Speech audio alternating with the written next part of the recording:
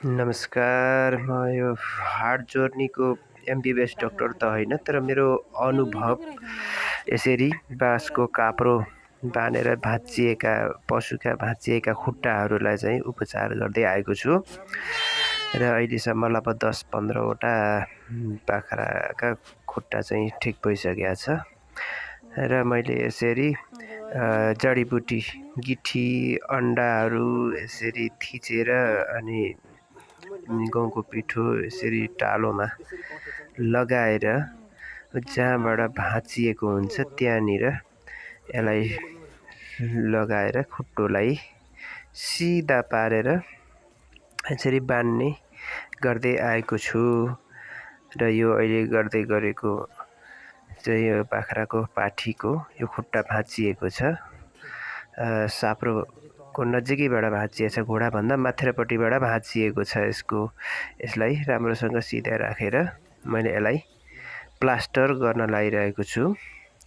यो हाम्रो पुरानो तरिका हो। यो हाम्रो धेरै पुरानो मान्छेहरूलाई पनि यसरी बान्ने गर्थे। यो काप्री बान्ने भन्ने पहिला हात खुट्टामा पनि मानिसहरूले पनि डक्टरहरू हस्पिटल नहुँदा यसरी नै हात खुट्टा भाँचियो भने काप्री बानेर हार्टलाई चाहिँ जोड्ने काम गर्दथे र आज त्यही प्रविधि त्यही प्रक्रियाबाट मैले पनि यसरी यो सानो बाख्राको पाठोले खुट्टा भाँचेको रहेछ, यसलाई मैले हड्डी जोडियोस् भनेर मैले यसरी बाँसको सानो खुर्पी बनाएर काप्री बनाएर त्यो औषधि लगाएर ओरेर मैले यसरी बाँधिरहेको छु। अब हेरौँ, अब लगभग 1 महिना जति यसलाई खोल्न लाग्छ। 20-25 दिनदेखि लिएर 1 महिनामा खोलेपछि यो पूर्ण रूपमा ठिक हुन्छ। यसरी बाँधिँदैछु मैले।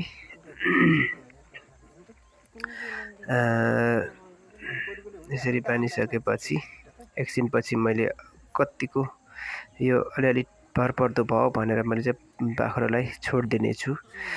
त्यसपछि यहाँ देख्न सकिन्छ एकछिनपछि र यसरी बलियोसँग टम्म नरम खालको रस्सीले बान्नुपर्ने हुन्छ। यसलाई नरम खालको रस्सी, जुत्ताको तना अथवा पटुवा बाटेर रस्सी बनाउनुपर्छ र त्यसरी चाहिँ बान्ने गर्नुपर्छ। गोरुहरूले खुट्टो भाँचेमा पनि यसरी नै बान्ने गरिन्थ्यो हामीहरूले।